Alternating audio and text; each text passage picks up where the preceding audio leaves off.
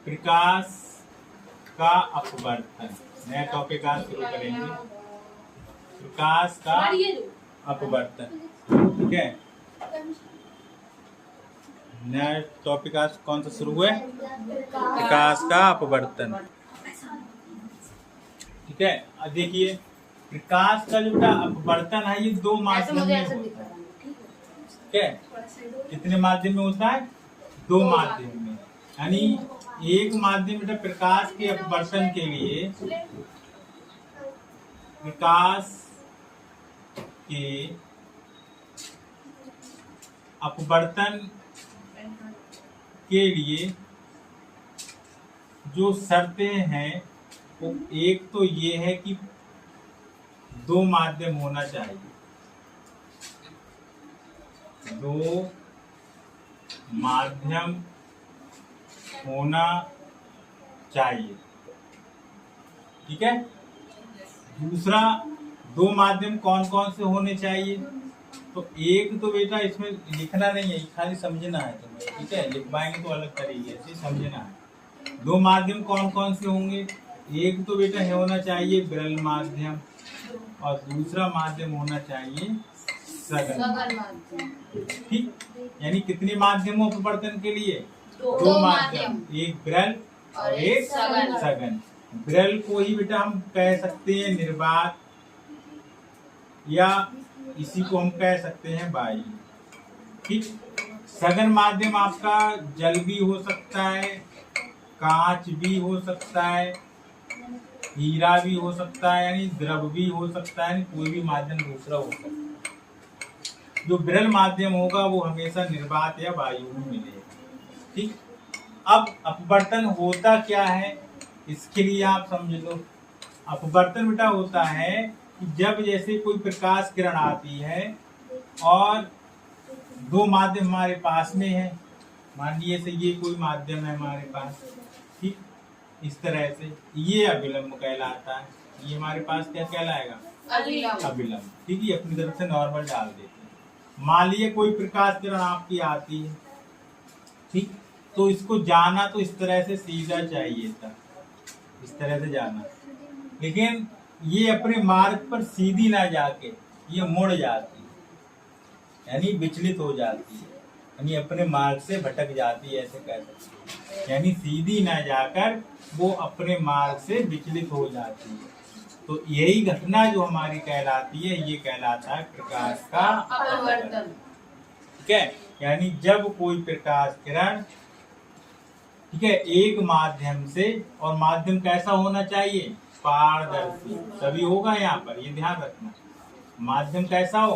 पारदर्शी। ठीक है, तो जब प्रकाश की किरण एक माध्यम से दूसरे माध्यम में जाती है तो वो अपने मार्ग से विचलित हो जाती है, उसी को हम कहते हैं प्रकाश का अपवर्तन।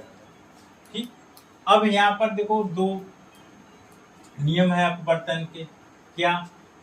ये इस जो किरण आती है इसको कौन सी किरण बोलते हैं? आपतित किरण। ये हमने उसमें भी बताया था। ठीक, और जो बेटा दूसरे माध्यम में जाती है इसको बोलते हैं अपवर्तित किरण। क्या बोलते हैं? अपवर्तित किरण। यानी आने वाली किरण आपतित किरण, जाने वाली किरण अपवर्तित किरण। ठीक, और इस जिस बिंदु पर ये मिलती हैं, टकराती हैं, ये कहलाता है आपतन बिंदु। ये क्या कहलाता है? आपतन बिंदु। ठीक, अब देखो इसके साथ ये कोण बनाएगा, हमेशा कोण किसके साथ बनेगा? आपतित किरण और अभिलंब के बीच। तो ये बेटा बनाएगा आई और ये कोण बनाएगा आर, और जितना ये मुड़ेगी ये इसका कहलाएगा डेल्टा। और इस डेल्टा को बेटा हम बोलते हैं विचलन कोण। क्या बोलते हैं? विचलन कोण इसे बोला है। इसको क्या बोलेंगे? विचलन कोण कहते हैं। आगे बात समझ में? ठीक है, पहला नियम इसमें क्या आएगा? आपतित किरण, अपवर्तित किरण आपतन बिंदु पर अविलंब तीनों क्या होते हैं, एक ही तल में होते हैं। पहला नियम तो आप यही बताओ, यानी आपतित किरण, अपवर्तित किरण, आपतन बिंदु पर खींचा गया अविलंब, तीनों एक ही तल में होते हैं। और दूसरा जो नियम है बेटा, इसको कहेंगे आपतन कोण की जया, ये इसको जया बोलते हैं कोण, यानी आपतन कोण की जया यानी साइन आई, तथा अपवर्तन कोण की जया यानी साइन आर का जो अनुपात होता है, का अनुपात एक नेतांक होता है। ये क्या होता है, नेतांक होता है। क्या होता है, नेतांक होता है। ठीक है, और ये नेतांक जो होता है इसको ही हम बोलते हैं अपवर्तनांक। इसी नेतांक जो होता है इसको n से भी रिप्रेजेंट करते हैं, और इसी n को हम कहते हैं अपवर्तनांक। क्या कहते हैं, अपवर्तनांक। ठीक, तो इसमें बेटा जो होता है ये होता है साइन आई बटे साइन आर होता है, और ये बराबर किसको जाता है, n। ठीक है, इसी को बेटा हम बोलते हैं स्नेल का नियम। इसी को हम क्या बोलेंगे, स्नेल का नियम। ये इम्पोर्टेंट कई बार आता है। ठीक है, तो इसकी परिभाषा क्या बताओगे,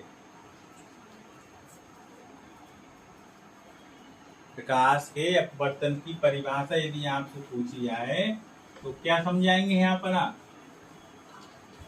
बताओ। जब प्रकाश की किरण एक पारदर्शी माध्यम से दूसरे माध्यम में जाती है तो वो अपने मार्ग से विचलित हो जाती है। इसी घटना को प्रकाश का अपवर्तन कहते हैं। ठीक है, इसके दो नियम हैं, आपतित किरण, अपवर्तित किरण। आपतन बिंदु पर खींचा गया अविलंब, तीनों क्या होते हैं, एक ही तल में होते हैं। ठीक है, दूसरा नियम बेटा क्या होगा, दूसरा नियम बताओ। आपतन कोण की जया, अपवर्तन कोण की जया का अनुपात एक नेतांक होता है, जिसे ये दो नियम, जिसे हम क्या कहते हैं, n, और n बराबर क्या बताया था अभी, sine I upon sine R. ठीक है, और बराबर किसको जाएगा, n के। तो हमने दो माध्यम होगा, एक सघन माध्यम और एक विरल माध्यम। ठीक, दूसरी चीज यहाँ पर समझ लीजिए, फिर लिखवाना शुरू करेंगे। यदि आपकी जो प्रकाश किरण है, यदि प्रकाश किरण विरल माध्यम से सघन माध्यम में जाती है, सघन माध्यम में जाती है, तो वह अविलंब की ओर झुक जाती है। कब, जब प्रकाश की किरण विरल माध्यम से सघन माध्यम में जाती है तो अविलंब की ओर झुक जाती है, यानी वह अविलंब की ओर झुक जाती है। ठीक, और इसी के बेटा उल्टा हो जाएगा दूसरा, कि यदि प्रकाश की किरण विरल प्रकाश की किरण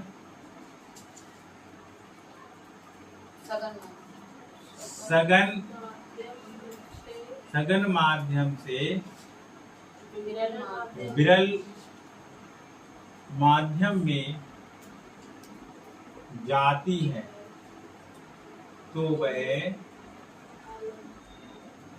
अविलंब से